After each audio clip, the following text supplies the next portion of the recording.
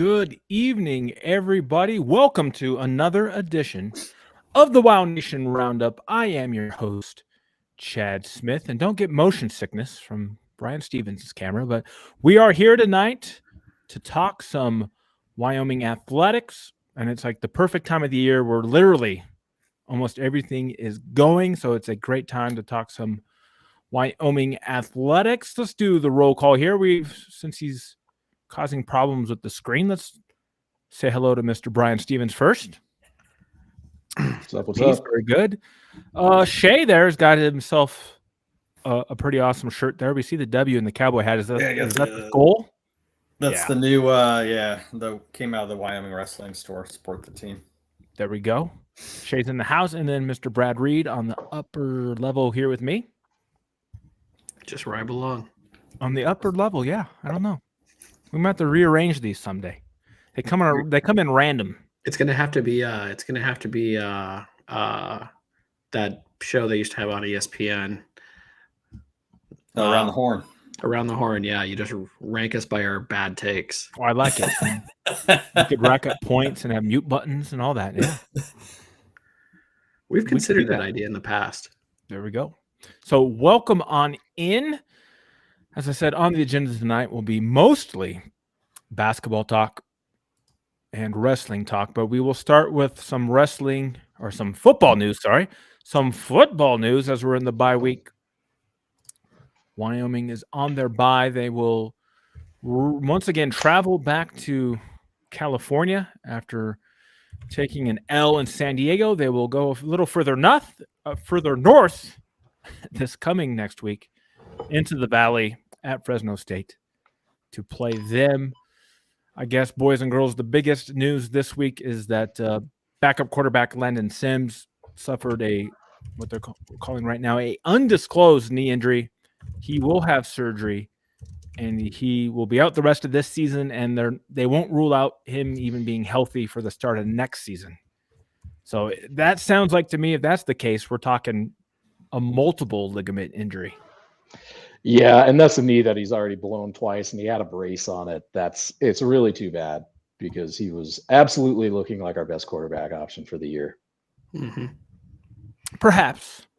Yeah, it's hard to say. Like, he's not really proven as a passer, but definitely, as we've talked about a lot on this show, there's no need to be running zone reads with a guy who's not going to ever take the ball and be a serious threat. So he was a big boost to the offense, as you saw, because he was a part of the only touchdown drive, the only scoring drive we had in San Diego which is obviously a very good defense, but we need to score better than 7 points. Yeah, he was a big part of that drive. He had that big run through the touchdown pass. I would argue he was the only reason that touchdown drive happened. Well, sure. You notice the offense, like when he went down, you just see the players' trajectory be like, great, here we go again. Mm-hmm. We're going to go back to not moving the ball. And then the offensive linemen weren't even helping up Caden there towards the end. I think they were just over it as well. So, yeah, and that's what I want to bring up next. For some reason, Wyoming hasn't posted this week's press conference on YouTube, but just reading some quotes I was trying to dig today from the beat reporters. And again, we're seeing some pretty alarming things from the head coach. Once again, and this is a line that I'm pretty sure that we heard last year at about this time of year, is that, hey, no one else is going to come in and play at quarterback. And that makes a lot of sense now with your backup out. But Jay Salvell says that Anderson gives us the best chance to win, which is exactly what he said about Evan Svoboda a year ago. So, yeah, the bright side, though, is, guys that haven't been probably getting a lot of practice snaps are now going to start getting them. So, you'll see Mason Drew out there and what is it, Gage Brooks? Is that the other guy? Yeah. Yep. Those guys are going to start seeing some snaps, and, maybe there's a diamond to be mined right there for all we know. Sure. If we're looking at the glass half. If we're looking at it right now, what have we got to lose You've got a guy that can't move, that is incredibly inaccurate. What's it going to hurt to give someone else a shot? And turnover prone. I didn't know when you factor in fumbles. Caden Anderson's got 11 touchdowns and 9 turnovers. It's terrible. You can't operate in that way, right? And it's pretty much identical numbers to what we saw with Svoboda last year, just being a turnover machine. You can't function as an offense when your quarterback turns the ball over 9 times in one season. Well, does it help your whoever's playing left tackle has been a matador all season? Well, sure. One of the PFF grades for one of the tackles was 9.9. 9.9. Whoa. That's really low. So I don't know how one of us could probably match that pretty easily. I don't know how Tripodi has a job. I'm sure he'll get a pay raise. I can't believe that guy's still on the staff. Yeah. So there's a lot to talk about. He can't be on the staff next year. He cannot be on the staff. Yeah. So a lot to talk about, and we'll get to it. So for now, let's just all lower our blood pressures and let's put football on the back burner. Yeah, it's fine. I know Brad's on all kinds of, meds already. No. Antipsychotic mostly. Yes. But since we got our 2 wrestling guys here, let's talk with them. We'll do a little wrestling talk, and then we'll wrap it up with basketball. I guess we do have men's and women's to talk about. But I'll turn it over to Shay and Brad here for what is our wrestling report, good sirs? Well, we had some drama in New Jersey in the Joey Novak match with Stephen Little, and an illegal or potentially dangerous, and gave Stephen Little the win and sudden victory. You guys can read about my blog. I think Joey was really timid that match, and he could have, Stephen Little had nothing left in the gas tank in the third period, and Joey should have just turned it on him. Kind of sat back a little bit, and then the wrestling team headed out to Rock Springs for that, I guess, kind of a reach out duel, because Western Wyoming's been so good to them. So unfortunately, the stream didn't work very well. So it was a duel they had last year too. And Western Wyoming is a really good wrestling school, but the Cowboys got 7 of 9 matches in that, and I think one of their losses was to the number 1 guy in the country for that division of college wrestling. So yeah, I mean, they had Casey up. He's a 165er and he wrestled 184. So yep, they didn't wrestle their starting 165, and Knightenbach wrestled 97, so they wouldn't have a forfeit at that weight. One of the more impressive matches of the night was Christian Carroll had a 19-4 technical fall in the first minute and 17 seconds of the match. What? Yeah, that's just throwing a guy down, picking him up, throwing him down, picking him up, just over and over. Mixed in with a couple of near falls in the midst of that. It's like a cartoon. That's what I see in my mind, like Looney Tunes, like bam, bam, bam. I think the guy Adam Engel had a story on him. When he was trying to cut to 197, he would make weight and then be up at 220 in the next hour. So I don't know how he was making that cut consistently. Barely. Yeah, that couldn't have been. No wonder he was struggling. Yeah. And I guess the other, Antonio Avila, being, the local Wyoming guys that were, I think a lot of guys want to see him on the mat, and he had a nice match too, beating the number 1 guy for NJCAA too. So that was a good win for him, and good to see a Wyoming kid on the mat. Yeah, I don't know what the lineup's going to look like this year. And Coach Ford and I talked about it. It's going to might be a little fluid at the lower weights. Sounds like Cole Brooks is going to be out for the season, unfortunately. So Mr. John Alden will step in at 141 for the Cowboys. Yep. I saw Cody Phelps got a win too in the bonus matches of the night too. Yeah, so another Wyoming guy. Yeah, Sefton, Cody, and Antonio. So, I mean, good for them. It's good to see the Wyoming kids on the mat. I know people talk about it all the time, and all the athletics at Wyoming. Why aren't there more Wyoming kids? Well, sometimes they got to earn it, and these guys have earned it to get out there on the mat. And I'm sure, Stefton's from Lyman, and Cody's from Pinedale, so I'm sure they had a good contingent there. Yep. And that, that's part of the outreach too, right? Is, get some of these high school kids, interested in, local college wrestling, I guess it would be. And so, yeah, I think the outreach is a good thing. It's a good tune-up for both teams. Western Wyoming will probably be a very good junior college team this year. So now they got something to work for. Yeah. So yeah. Good scouting trip for the Cowboys too if they need to fill a weight next year. Yeah. So before we talk about what's next for the wrestling team, just talk to me about the difference between Wyoming, a Division I program, and a major wrestling conference versus a JUCO program. Is it worth your while, like, to do these matches? Does it teach you anything? What's the level of wrestling?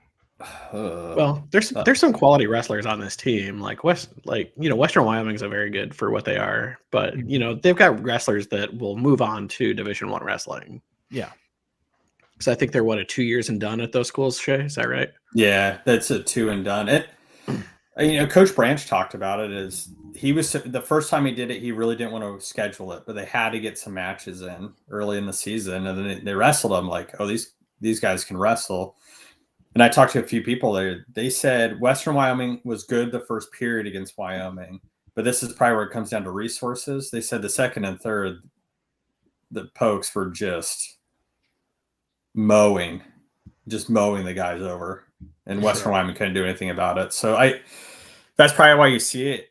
Western Wyoming used to go to the big tournament in Vegas, Cliff King. but then they stopped inviting JUCO schools. So, which is unfortunate. Well, I think Northwest used to go to that too. I remember a Northwest guy, like one of their heavyweights back when we were in college, like had some success in that tournament. Yeah. So, I mean, it was good. I think it's good to, when you're getting most of your kids from that side of the state anyway, when they do end up wrestling at Wyoming between there and Gillette, that might as well. Cole Verner was a Western Wyoming guy, and he had a solid career until he got hurt. So,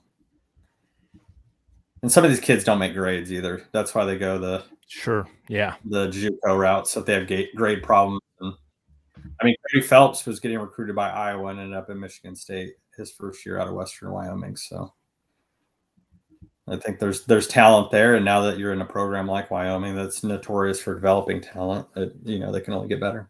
Mm-hmm.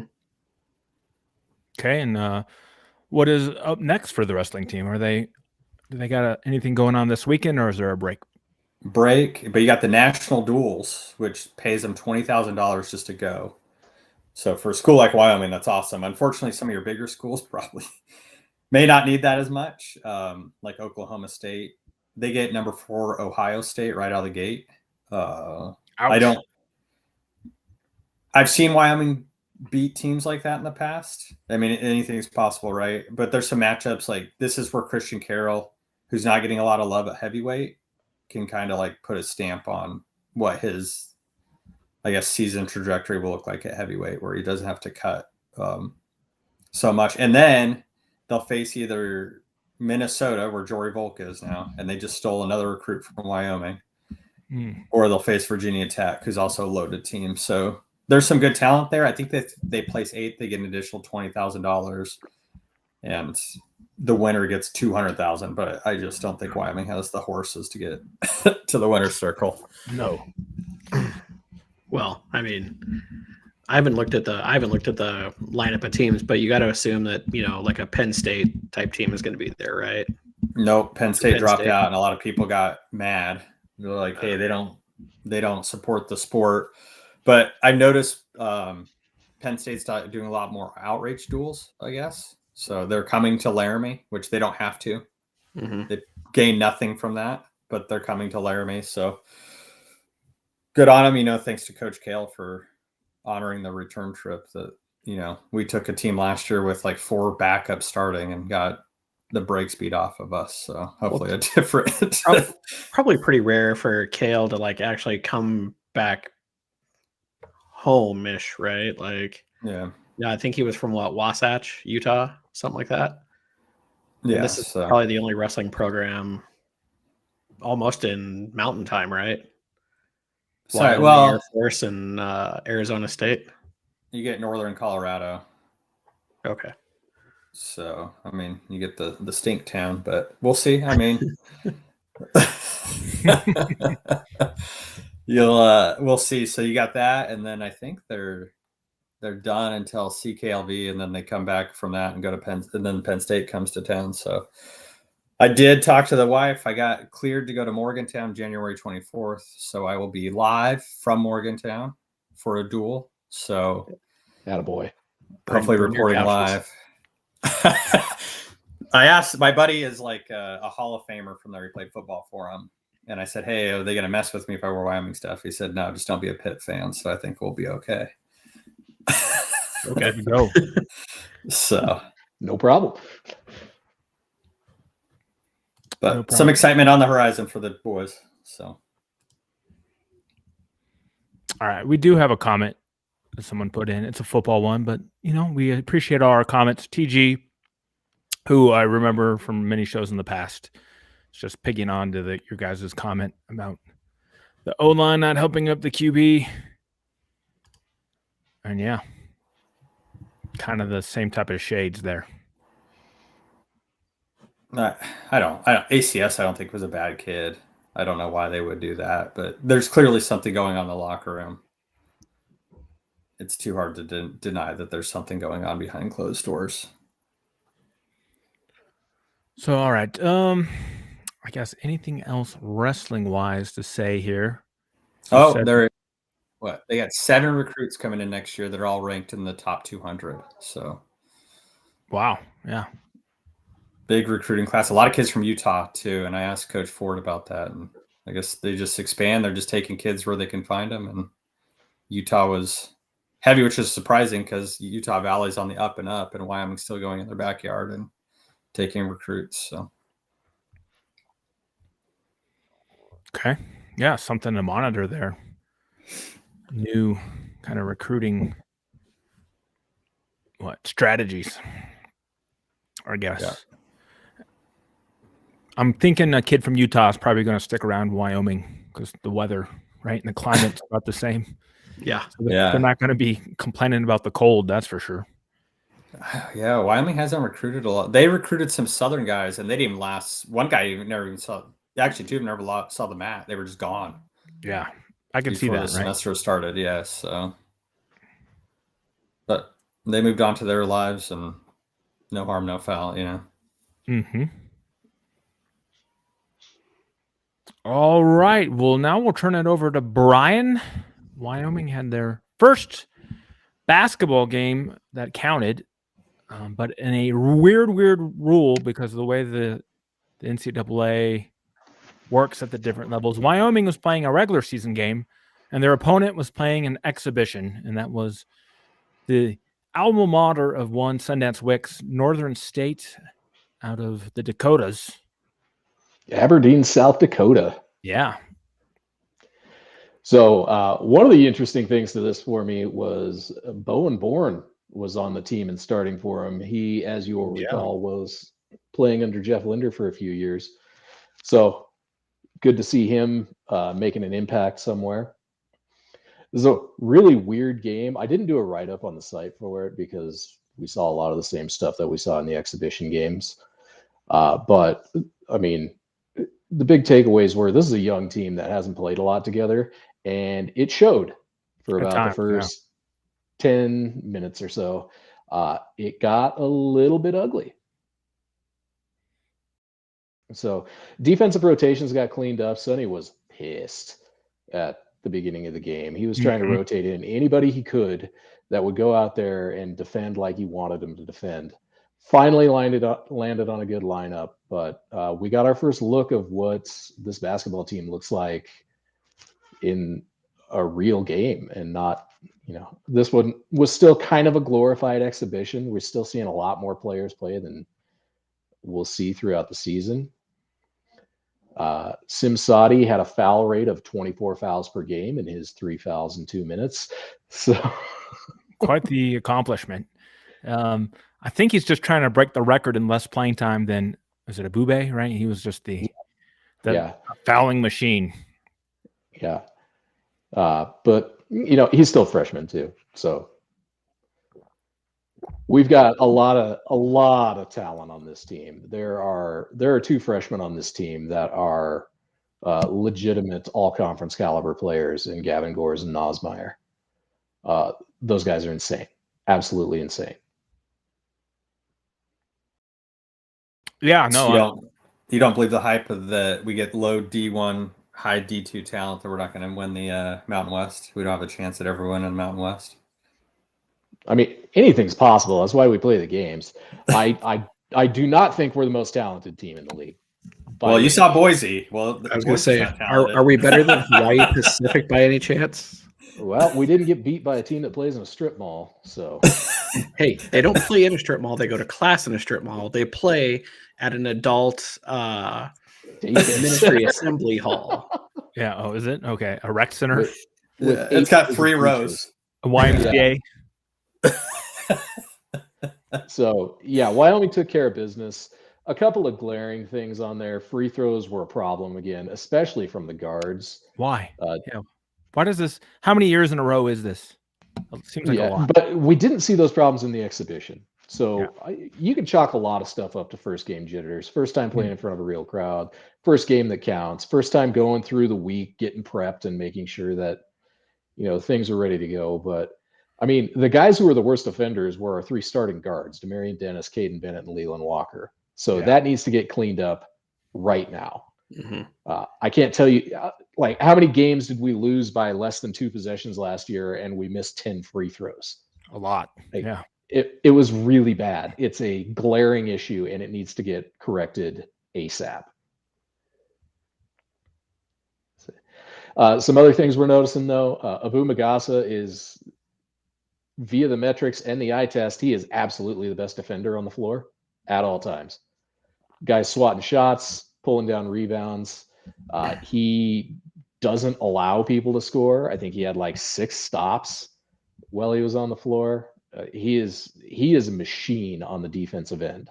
Offensively, a little bit limited, but I mean, if you've got someone shutting down bigs, you keep him on the floor. Mm-hmm. Sure.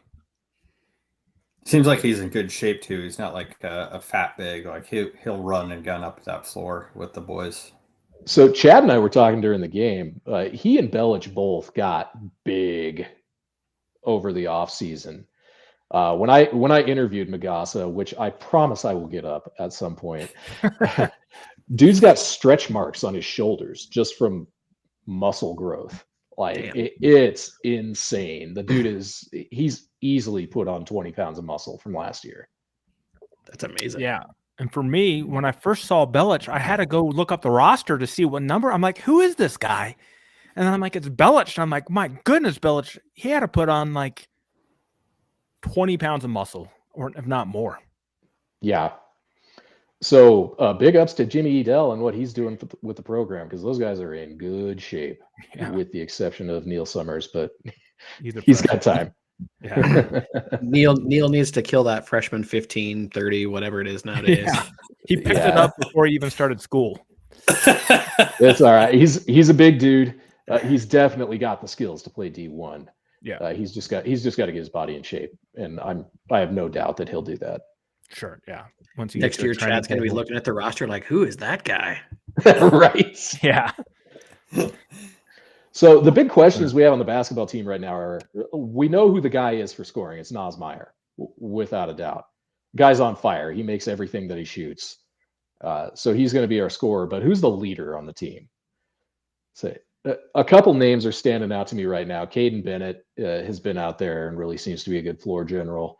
Leland Walker, too. Sometimes he gets a little timid, but between those two, I think our team leader is in there somewhere. It'll be interesting to see how deep the bench is. I expected Keeney Saxon to get more minutes than he did the other night, but Sonny talked in his press conference last week about, if you're not earning minutes, you need to go earn them.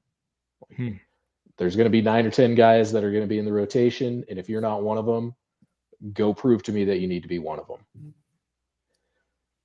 So there's a few guys on the list there. Keeney Saxon, Jared Harris, those two in particular stand out as those are guys that maybe aren't doing what they need to do, and they're not getting as much time as maybe we thought they would, but they've got every opportunity to step up and do it. Nice. Yeah, and I wanted to get your thoughts, Brian, just watching the game and then looking at the stats.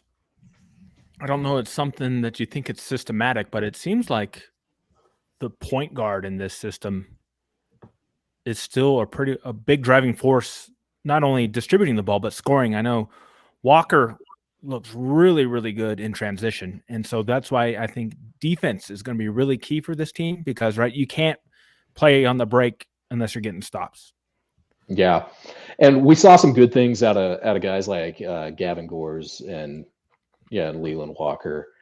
Uriah Roas looked really good on the defensive end too, but defense is where they really struggled at the beginning of the game.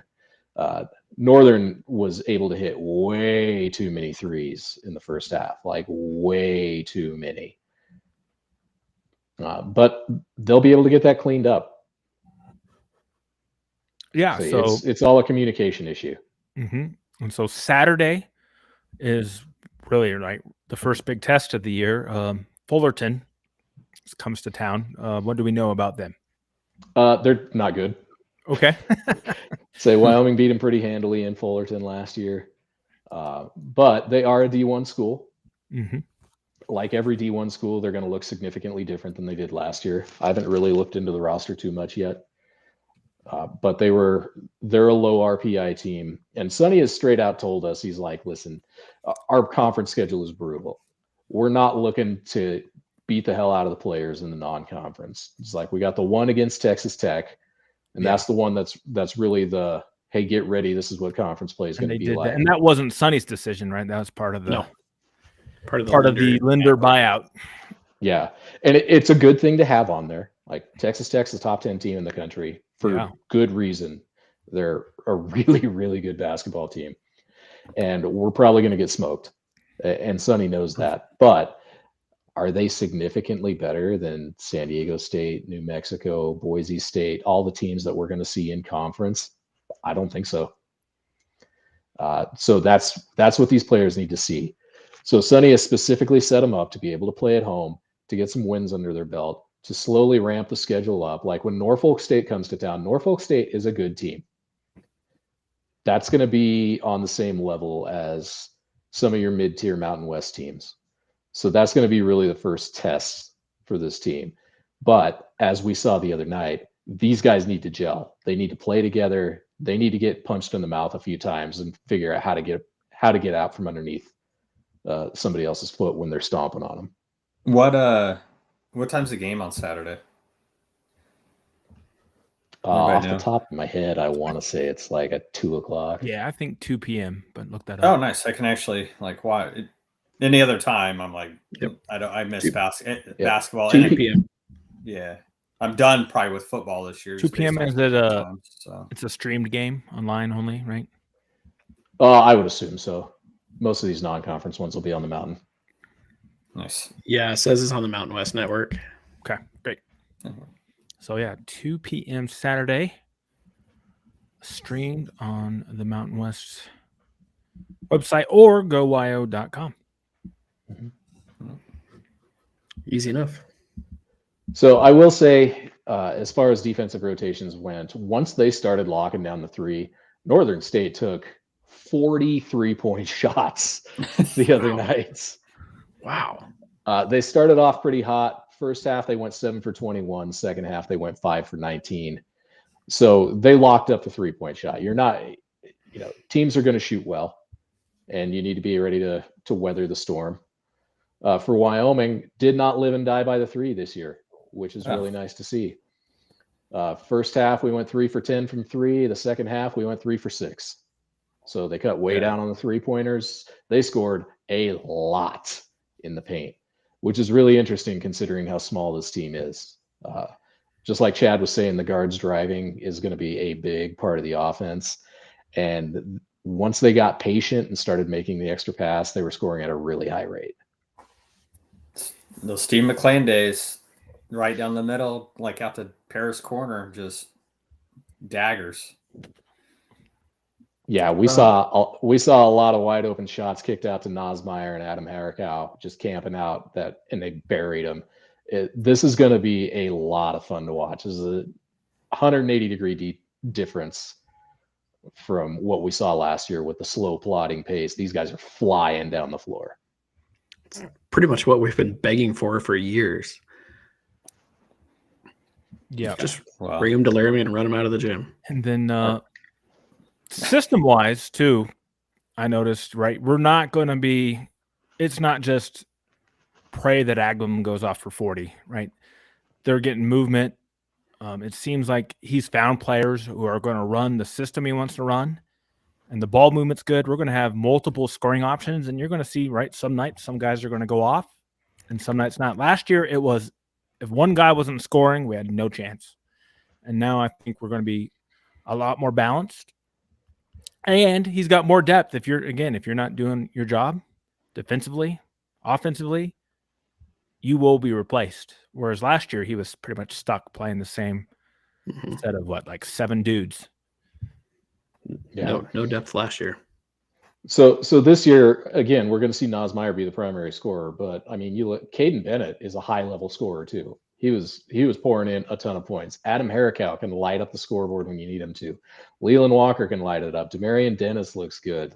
There's scoring options everywhere on this team, and it's not all just from 3. I don't know if we have a true just 3 and D guy on this team like a Drake Jeffries used to be. These guys can shoot. These guys can score from multiple places on the floor, and that's going to be fun to watch.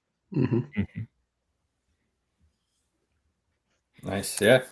I might actually catch I think the last time I watched Wyoming basketball game, I actually went to VA House Arena, and Alan Edwards was still the coach, and I left before half. I can't say I blame you.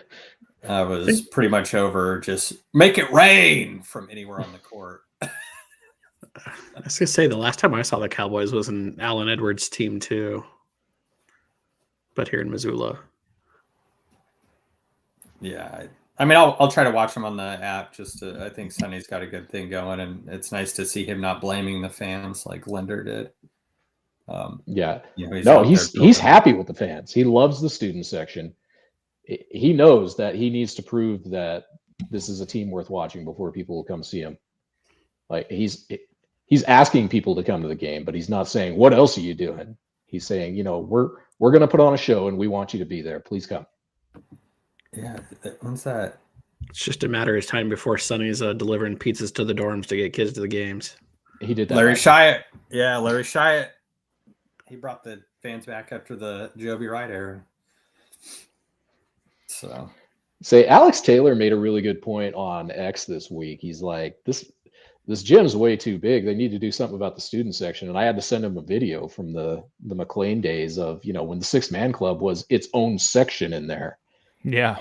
I'm a little annoyed that they put the students behind the basket, but I do know that, that's where you want them, especially when the opposing teams go in that direction in the second half. But yeah, if they put an entertaining product on the court, they start winning some games. We saw a little bit of Dunktown coming back. We had some oops going up. We had guards throwing down. This team's going to be fun. Yeah. Just need the schedule to align where people can travel in the weather, so you can get some of those Saturday matinee games, and you can draw, some really good crowds. Yeah, I know. I try to make it up from Cheyenne in the wintertime as much as I can, but I mean, I-80 gets dicey. So there's 30,000 people in Laramie, and the AA holds 14, 12 now, somewhere in that range. Yeah. So, yeah. Just don't be afraid, Brian. Just get over there. Stay with Alex. Just call Alex Taylor up. Hey, I need a place to stay. Luckily, when my dumb ass decides to do dumb stuff, my wife is much smarter than I am. It's like, really? It makes me think about it. So yeah, I mean, we all have stories, right? I mean, I remember going to, I think it was an NIT game, and I can't remember against who, but I mean, when that game was over, it was driving back to Cheyenne that night. It was 0 visibility, And it was follow the car in front of you and just hope that they don't also go off the road first, so you don't go following them into the damn ditch. Yeah, man. I had one of those drives coming back from Rollins to Laramie down 80. That was a fun 3 hours. God, nothing out there either. You're just in no man's land out there. You get to like Elk Mountain. You're just like, wow, it's really high up here. Yeah, dark and really cold. Yeah. Well, so yeah, I think just the key, right, is to play. They want to play. They're going to have to get stops, and they weren't getting them in that first half. But once they started getting stops, they started getting in transition. They do need to clean some stuff up, right? Because again, last year the big problem was they missed an inordinate amount of layups. Like, it was crazy when you look at the advanced metrics. They're like one of the worst layup teams in the country. And I'm like, how are you missing layups? So I noticed a little bit of that the other night, but I don't think it's going to be a problem. Well, you're always going to miss a few. Like, the other team's good too. Yeah. But you can't be bricking everything off the glass from, within 3 feet. That's ridiculous. Yeah. So we'll see. I forget the name of that website. I'm going to have to go back to it now that basketball's back. But some really great advanced stats on like locations of shots and stuff like that, where they broke it down by team, and then like shooting percentages versus like all the analytics of that stuff, which is pretty fascinating. Yeah. I'm not ready to make any predictions on the basketball team yet, but I do know that this team would beat the hell out of last year's team. Like, it wouldn't be close. But it is never too early to get your futures in for the postseason. I just put another picture for Brian returning from Vegas, where we don't know if he's dead. We can put a future on that too. Brian will not feel well for a couple of days after returning from the Mountain West tournament. Oh no, that's a bad bet. That's a bad bet. I've been threatened with my life if I come home hungover from Vegas again. That will not happen. Buddy, I don't know if you were hungover. You were dead. Also, that's a coward's move too. No, it's not. Somebody call Brian's wife and say, let him do what he wants to do. Good luck with that. I guess Brian only wears a button-down shiny shirts and sunglasses at night. There we go. And I guess I didn't read about it, but I guess the Cowgirls lost their opener to Mount St. Mary's. St. Mary. St. Mary's. St. Mary's. Yeah. St. Mary. They were without their best. I think Kaylee O'Lyon was out, one of the really good players. So. Yeah. The Cowgirls had a hell of a time, man. They just couldn't shoot. Nothing was going in. Like, for the game, they shot like 30%. It was just it was a bad night. It was a bad night. They're replacing 8 seniors from last year. Yeah, the 20 turnovers didn't help. Lost 4 starters, so they're basically replacing their entire starting line except for Moline Peterson. Yeah. So a rebuilding year for sure. It seems like the Cowgirls kind of do that though. They kind of build up this really good team and make a really good Mountain West tournament run, and then seems like they just got to tear it down and start all over again. They did bring transfers in, so clearly they've turned a corner on that. So I think they're looking trying to get around that. They have a transfer from St. Bonaventure and a transfer from Indiana. Okay. So the transfer from Indiana is also named Sandvik, but no relation to the kicker Sandvik. I saw that, and I was like, I wonder if they're related, but they're not. No, the Henna's from. She's got Finland more range. Maybe. Yeah. Henna's from Finland and Eric's from Colorado or Steamboat Springs. Yeah, kind of weird, right? It's a name I've never heard of before. Now we got 2 of them. I know. It's a young team for sure. Lost 6 letter winners from last year, so it's tough.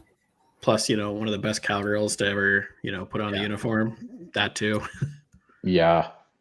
Fertig was so good, man. She was so ridiculous. That championship game last year, she did everything she could to will that team to the win. That was a hell of a game. And you know what's crazy is like she was just as good at track too. Yeah. Like she was on the track team and really good there. So yeah, she was like an All-American thrower. Yeah. Yeah. Not a slouch on the athletic team, that's for sure. But yeah, they're I don't know. I was just looking at the roster. They're split pretty evenly between upperclassmen and lowerclassmen, like almost right down the middle, actually. Good. Yeah. Meanwhile, if you look at the Cowboys roster, like it's a lot of lowerclassmen. Yeah. Not a ton of seniors on this team. The cupboards need cleaning. But yeah, Cowgirls have got a home game this weekend. Who's it with? Yeah, home game on Friday night against Long Beach State. So the Dirtbags. So yeah, we'll get Cowgirls Friday night. Cowboys I think that's Saturday only for afternoon. basketball, but you do you, man. Baseball. Or baseball, yeah. It's yeah, that's Troy Tulowitzki, who was a dirtbag. Mm-hmm. Yep. Was.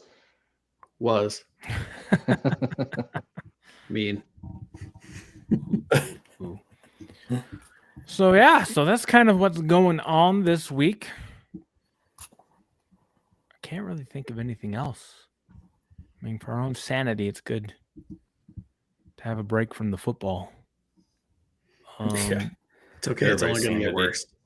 Yeah. Yeah, and we'll have next week to talk about, I guess, what is the final 3 games of the year. Mm-hmm. So yeah. And where 2 wins are going to come from out of those 3 games. Yeah, that's going to be, I think, the major topic for next week's show. Yeah, I saw Akron picked up a win last week, or last night. Was it last night? I think it was last night. I think Akron picked up a win against UMass. 2? Huh? I think they're up to 2 now, or is that their first? Yeah. No, they're 4 and 6. They're 4 and 6. What? Yeah. Well, they're going to finish the season with more wins than us. Dang. Wow. That would be something. Yeah. That's not good. I saw the Brown and Gold's already putting the full court press on for the Josh Allen gear. Oh, yeah. We could talk about that. That's already out. Yep. I got the email. Tons of Josh Allen hats. Tons. Hoodies, shirts. And they got some cool ones. What is it? Like, be good, do good. Yeah. Be good, do good. God bless, go Pokes. Yeah. There we go. Which is kind of cool. I like it. Yeah, they got on the website. They got jerseys, they got shirts, they got hoodies, they got hats, they got. I like the Mountains hat. That's pretty sweet. Mm-hmm. I assume the one hat that looks really scribbled. I assume that's just what Josh was trying to draw the cowboy logo or the steamboat logo off the top of his head or something. Oh, probably. Yeah. I don't know. Yeah, I thought that maybe that was supposed to be like a mix between the Buffalo logo and the Wyoming logo. I don't know. Yeah, that one. I saw that too, and I'm like, that is a weird looking hat. Yeah, Josh Allen Billustration is what it's called. Okay, so that is. So I think it is a mix between the two. It's drawn by Josh Allen. Yeah. Dude, and I'm sure that's kind of funny. Is the money going towards the Children's Hospital and all that stuff? I'm sure. I would guess so. Yeah. Yeah. So I already have a JA-17 hat that I bought for that reason. So one of his new eras.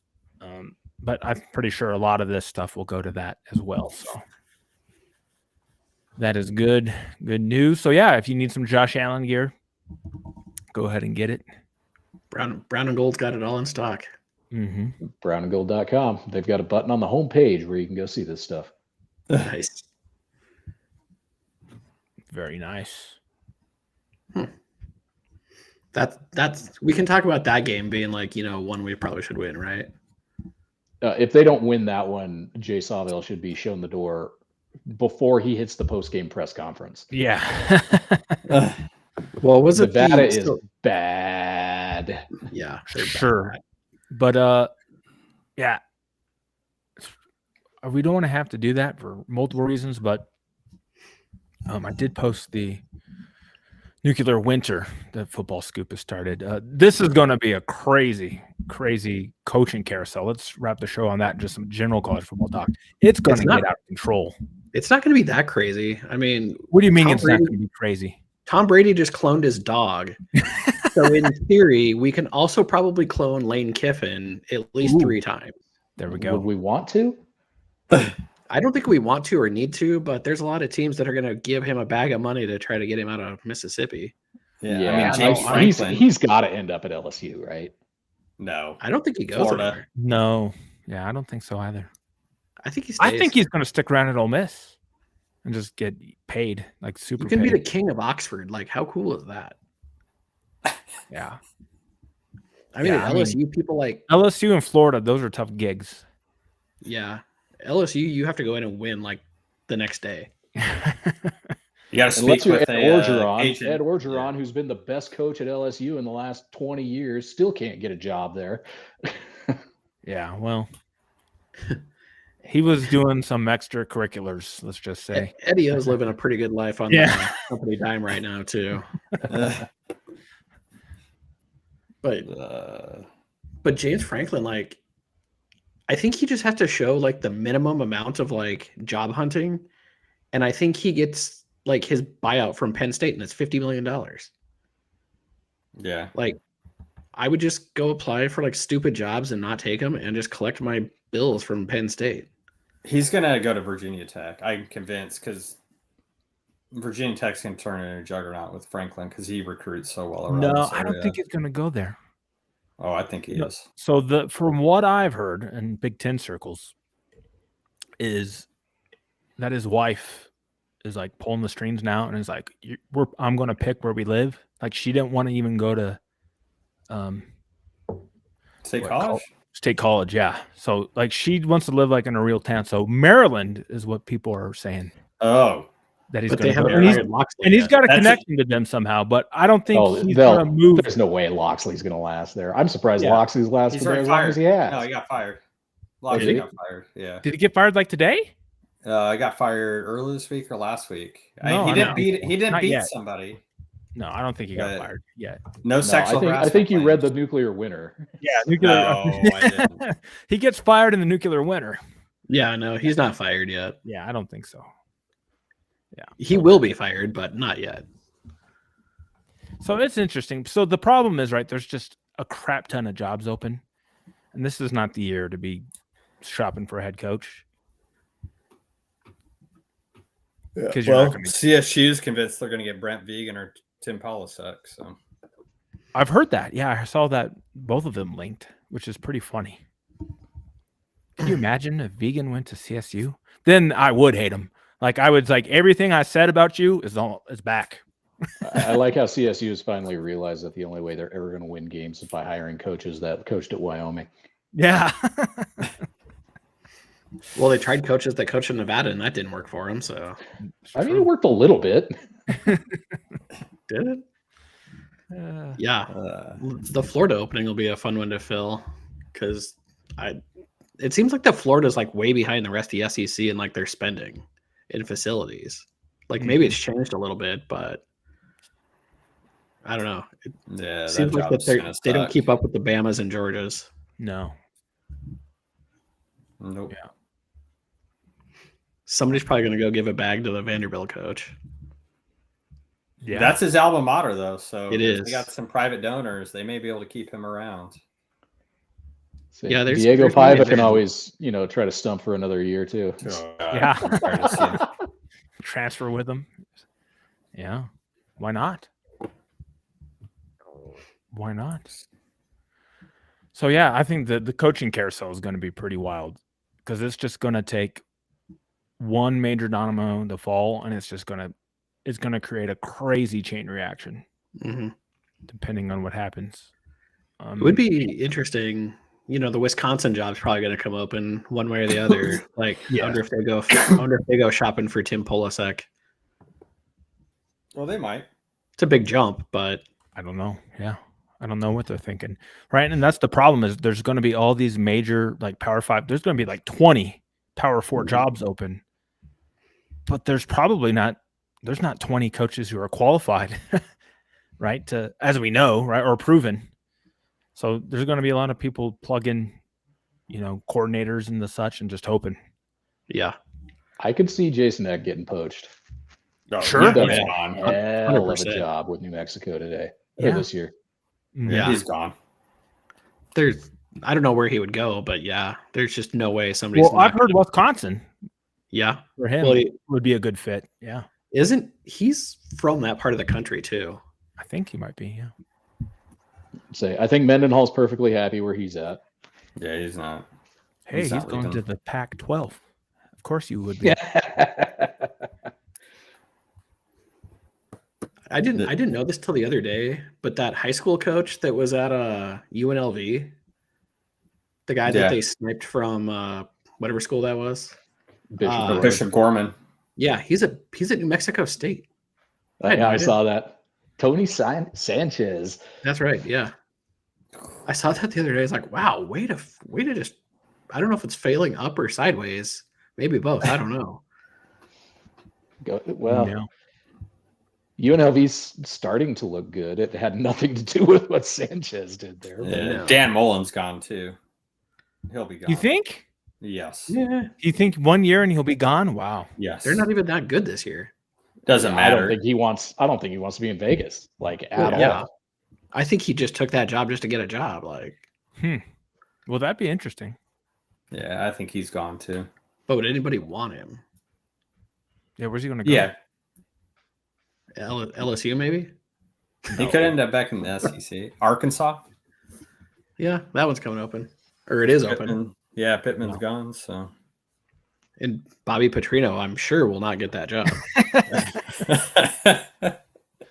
He's interim people coach right now, right? for him though. That's he is, great. It's crazy, huh? How he's back. Jeez. I mean, that was the most predictable thing. Oh yeah, Bobby Petrino's coming back. Of course he's going to be the head coach. It just went a lot quicker than we thought it would. Cool. Yeah, so it's going to be pretty wild, and it's going to be. We're talking. You're going to see movement in the next couple weeks, because people aren't waiting for the end of the season anymore. So it's going to get pretty wild here, and it's all because of the damn portal. I wonder how many bowl teams are going to have to forfeit their games this year because they don't have a team. There's no transfer rules changed. Yeah, it's all. Did it so? Yeah, it is. There's no right away. Portal doesn't open up, but it doesn't mean that you can't not play. Because if you're going to transfer, you're not going to play in your bowl game anyway. Yeah, you can still, not play. Yeah, but you can't even when you can't decide to transfer until a coach is hired, and then you have 5 days to decide if you're going to transfer. Yeah. So, and I do like the new changes to the transfer rule this year. I think they're starting to get their minds right a little bit.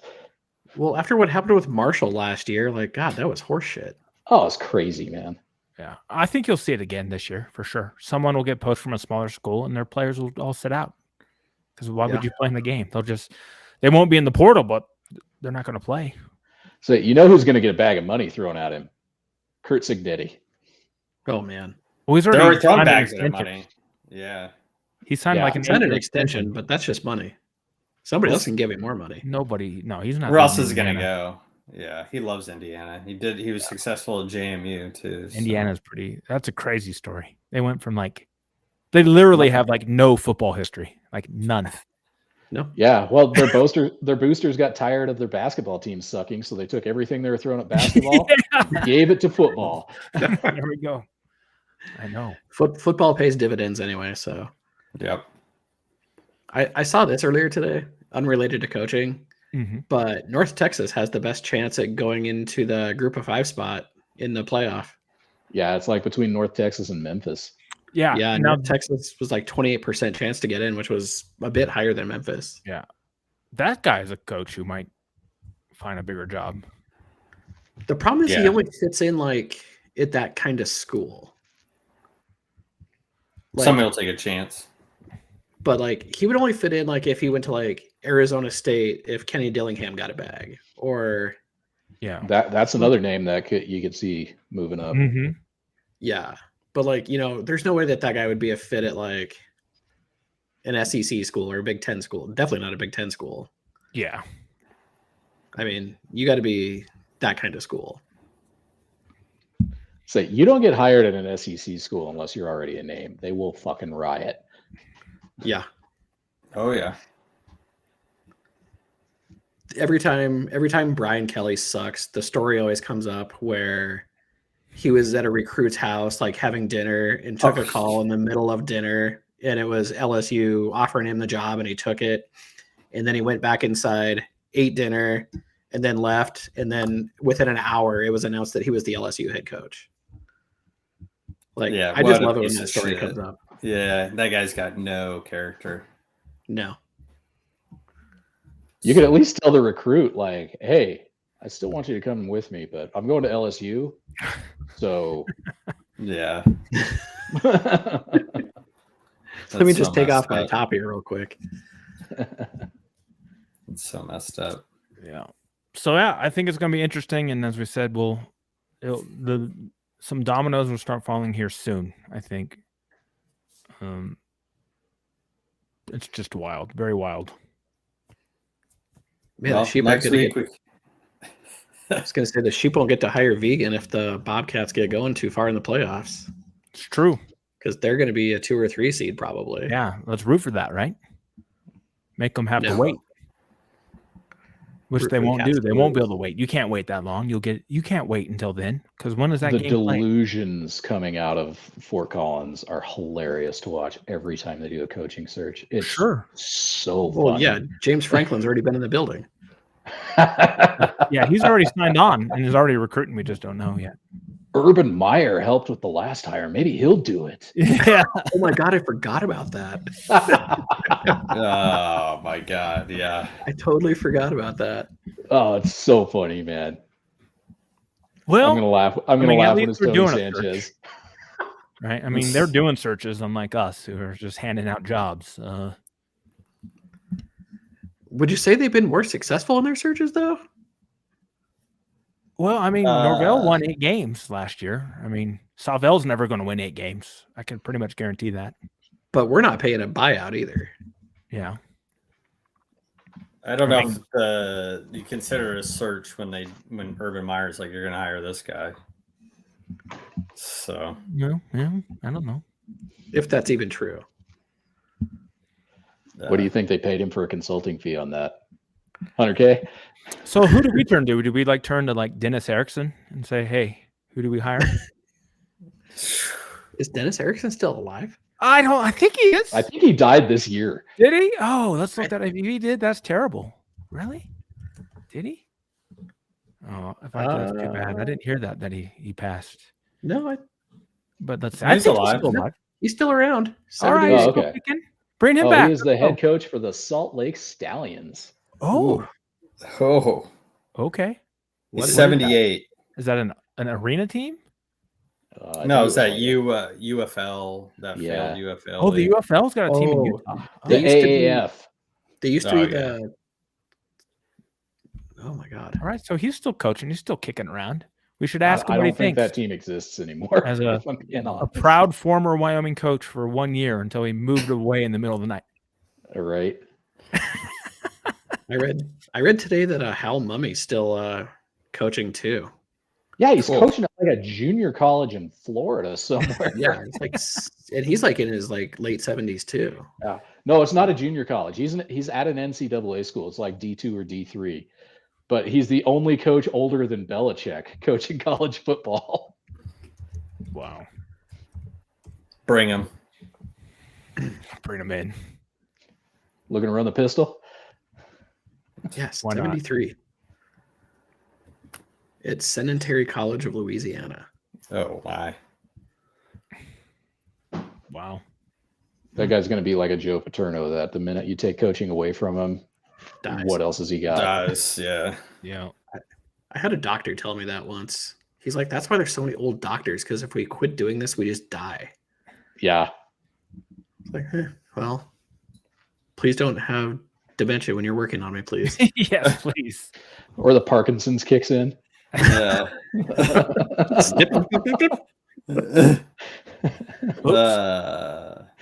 right, boys, I gotta get off the line here because before we it's get 10:30 sued for me. Yeah.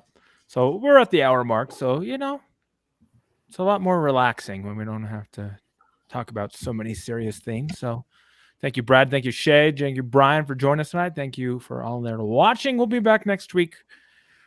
We'll talk a little basketball. We'll talk about the Fullerton game, and we'll look ahead to the Fresno State football game, which was announced, by the way, before we get off, 8 p.m. kickoff, right? Or is it 8:30? 8:30. 8:30 for Fresno. Kickoff on Fox Sports. Fox Sports 1. Yep. So we will talk to you next week about the Bulldog game. So until then, everybody take care of themselves, and we'll see you soon on WyoNation.com. Go Pokes.